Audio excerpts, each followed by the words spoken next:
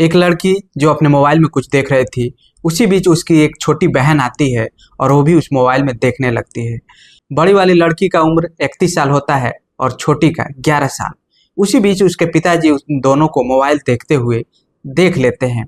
उसके बाद उसके पास जाते हैं और बड़ी बेटी को डांटना शुरू कर देते हैं। कहते हैं कि तुम तो मोबाइल देख रही हो और साथ में इसको भी दिखा रही हो, इसको भी खराब कर रही हो, मोबाइल का लत लग जाएगा। फिर उसकी बड़ी बेटी गुस्सा हो जाती है और इतना गुस्सा हो जाती है कि अपने पिताजी का गिरेबान पकड़कर वहाँ पर घसीटने लगती है।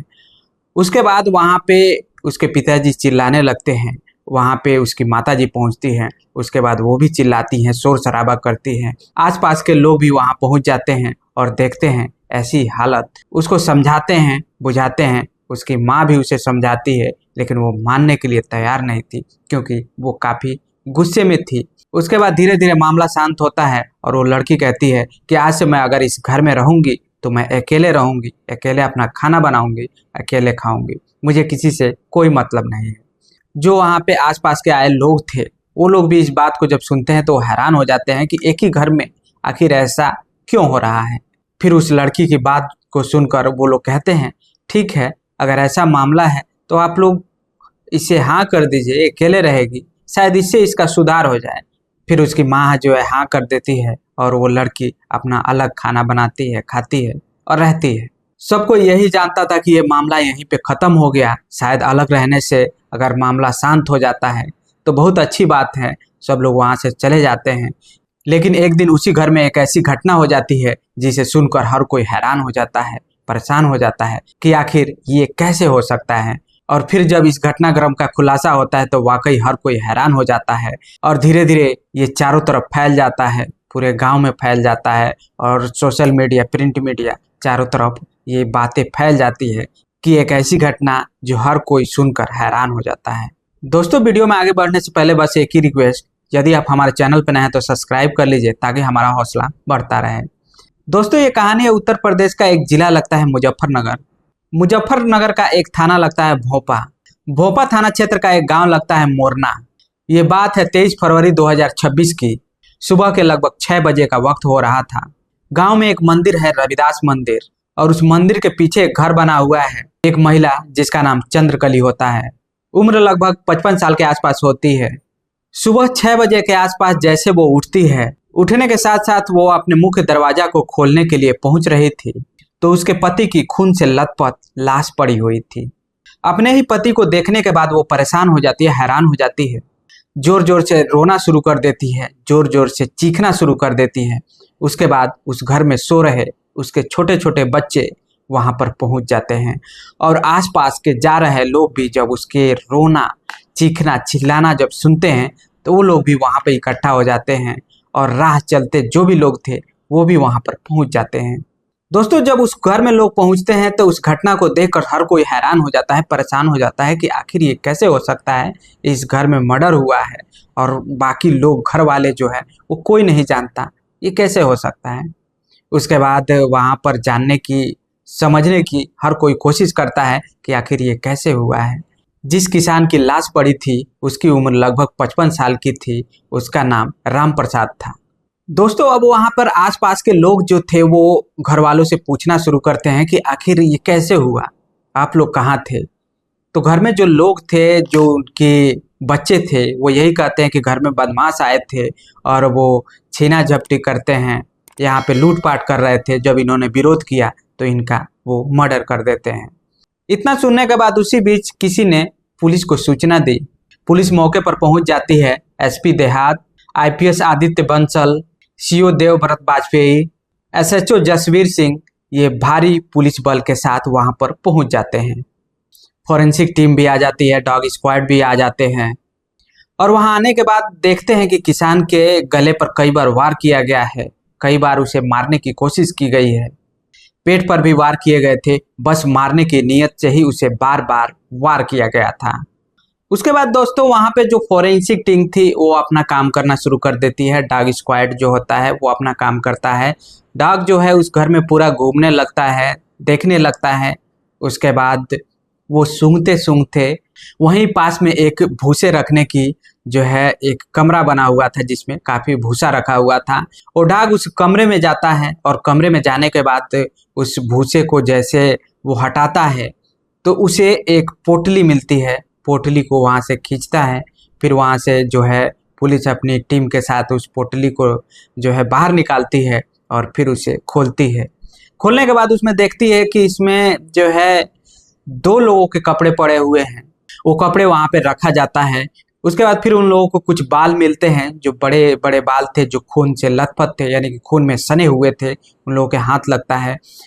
फिर पुलिस जो है घर में जो भी सदस्य थे उनसे पूछताछ करती है तो घर वाले बस एक ही बात कहते हैं कि यहाँ पे जो है बदमाश आए हुए थे।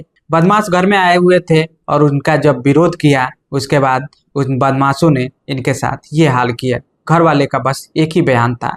लेकिन वहाँ पर जो फॉरेंसिक टीम और डॉग स्क्वाड की जो टीम पहुंची थी, जब उन लोगों के हाथ जब वो चीज़ें लगती हैं उसके बाद वो उन लोगों को यकीन नहीं हो रहा था कि ये ऐसा हो सकता है, क्योंकि वो मर्डर किसी बदमाश के द्वारा नहीं था। किसी बदमाश के द्वारा वो घटना का अंजाम नहीं दिया गया था, क्योंकि वहाँ पे घर में कोई चीज़ इधर उधर नहीं था। जो जैसे सामान रखा हुआ था वैसे ही था, लेकिन मर्डर हुआ था पूरी सफाई के साथ। उसके बाद वो जो बाल होता है उस बाल को देखते हैं, क्योंकि वो बाल काफ़ी लंबा था और वो खून से लथपथ था। और उस पोटली में जो सामान मिलता है, यानी कि जो कपड़ा मिलता है, वो 2 लड़कियों का कपड़ा होता है जो खून से लथपथ होता है। वो कपड़ा किसी और का नहीं, उसकी बड़ी बेटी उसका होता है और एक छोटी बेटी होती है उसका होता है। फिर उस घर में जो सदस्य होता है राम प्रसाद, उसकी तो हत्या कर दी गई थी, उसकी तो मौत हो गई थी।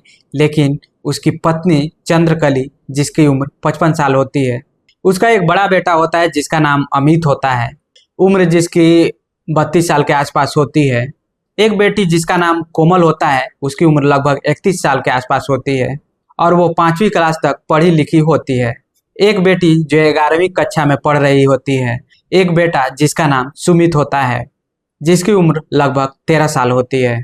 उसकी 2 बड़ी बेटियां जिसकी शादी हो चुकी थी, एक का लव मैरिज हुआ था और एक ने घर की मर्जी से किया था।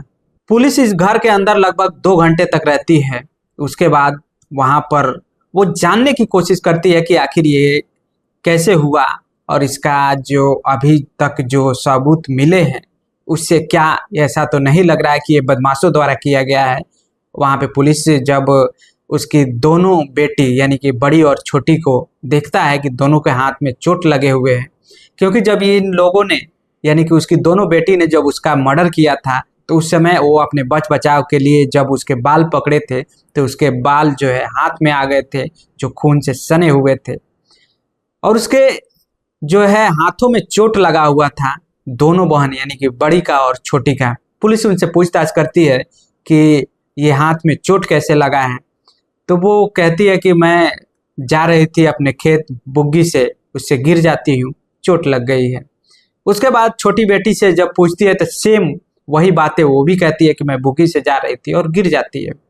यहीं से इस केस में एक नया मोड़ आता है और इसको जो है पुलिस जानने की कोशिश करती है कि दोनों लड़कियों को एक साथ कैसे चोट लग सकता है। पुलिस हैरान हो जाती है। उसके बाद इन लोगों से बात करने के बाद कहती है कि ठीक है, कोई बात नहीं, आप लोग थाने आइए, घर के जो भी सदस्य हैं यानी कि जितने भी लोग हैं घर में, आप लोग थाने आइए, वहीं हम बात करेंगे। उसके बाद जो है पूरे घर में जो भी उसके माँ थी, उसके जो बेटा थे और बेटी, सब जो है थाने पहुंचते हैं। थाने पहुंचने के बाद जो है पुलिस उनसे पूछताछ करती है। जब पूछताछ करती है तो वहाँ पे 6 लोग गए हुए थे, जिनमें 4 लोगों का बयान एक तरह होता है और उसमें 2 लोग जो होते हैं यानी कि 2 लड़की, उसके बयान अलग होते हैं। जब सब कुछ जानने के बाद पुलिस उन लोगों से पूछताछ करती है तो जो बाकी लोग थे उनके बयान एक तरफ थे, लेकिन ये 2 जो लड़कियां थी इनके जो बयान थे वो अलग जा रहे थे। फिर इनसे पूछा जाता है कि क्या हकीकत है, बता दो, लेकिन ये बताने के लिए तैयार नहीं थी। उसके बाद जो पुलिस जब सख्ती करती है, जब सख्ती के साथ पूछताछ की जाती है, उसके बाद जो बड़ी बेटी होती है जिसका नाम कोमल होता है, वो गुस्से में आती है और कहती है कि हमें इस घर में बेटियों का जो है जीना हराम हो गया है, रहने का कोई अधिकार नहीं है। जब मैं मोबाइल देखती हूँ तो हमें रोक टोक किया जाता है, हमारे पिताजी ऐसे करते हैं और देखने भी नहीं देते। ठीक ऐसे ही हमने कहा कि शादी कर दीजिए, हमारी उम्र निकली जा रही है। तो शादी के लिए भी कहते हैं कि मैं क्या करूं, शादी करूं या ये करूं, बहुत सारी चीज़ें कहते हैं, शादी करने के लिए भी तैयार नहीं होते हैं। जब मैं और मेरी छोटी बहन जब मोबाइल देख रहे थे तो भी वो गुस्से में हो जाते हैं और वो हमें डांटने लगते हैं। और जो पुलिस वाले होते हैं वो कहते हैं कि जो भी कहानी है पूरी बता दो कि आखिर मामला क्या था और हुआ क्या था। उसके बाद इतना बताने के बाद वो लड़की कहती है कि एक दिन हम लोगों ने प्लान किया, 22 फरवरी 2026 के दिन अपने एक परिचित लड़के से, वो लड़की कहती है कि हमें कुछ नींद की गोलियां चाहिए, गोलियों का इंतजाम हो जाता है और घर में आलू गोभी की सब्जी बनाई जाती है और साथ में खीर भी बनाई जाती है। उन दोनों लड़कियों ने बनाया था और काफ़ी अच्छे तरीके से, और क्योंकि उसके पिताजी को खीर काफ़ी पसंद था। फिर खीर बनाने के बाद सबको जो है खिलाती है। शाम का समय था, सबको जो है सब्जी रोटी और खीर खिलाती है। उसके पिताजी को काफ़ी पसंद था तो वो एक कटोरी की जगह 2 कटोरी खीर खाते हैं। उसमें वो नींद की गोलियां सबके खाने में मिलाई हुई थी ताकि ये लोग सोए रहें और हमारा काम भी हो जाए।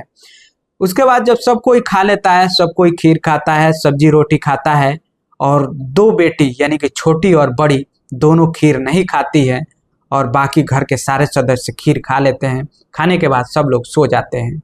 ठीक 23 फरवरी 2026 के सुबह 3 बजे के आसपास का वक्त हो रहा था। घर में सारे सदस्य सोए हुए थे और पिताजी मुख्य द्वार से पहले आंगन में सोए हुए थे। उसके बाद दोनों बेटी वहां पर पहुंचती हैं और दोनों बेटी उसे मार मार कर मौत के घाट उतार देती हैं। उस समय उसके पिताजी अपने बच बचाव के लिए काफ़ी कोशिश करते हैं। अपने बच बचाव में ही उसके बाल पकड़ लेते हैं जो कि खून से लथपथ हो गया था। उसके बाल हाथ में आ जाते हैं, लेकिन वो चाह कर भी बच नहीं पाते हैं और उनकी मौत हो जाती है। उसके बाद दोनों बेटी मारने के बाद उसकी जो है दोनों बेटी अपने कपड़े को अपने एक पोटली में बांध करके उस भूसे वाले कोठरी में ले जा करके वो अंदर छिपा देती है और फिर दोनों जाकर वहाँ पर सो जाती हैं।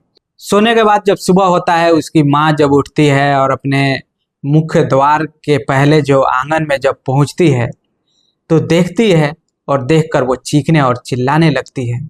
वहाँ पर लोग इकट्ठा होते हैं, आसपास में जा रहे राहगीर भी वहाँ पर पहुँच जाते हैं, आसपास के लोग वहाँ पर पहुँचते हैं और इस हालत को देखकर हर कोई हैरान हो जाता है कि आखिर ये कैसे हो सकता है।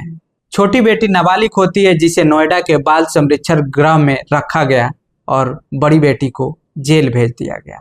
और जब पुलिस ने इस घटनाक्रम का खुलासा किया तो लोगों को यकीन नहीं हो रहा था कि ये क्या दौर चल रहा है।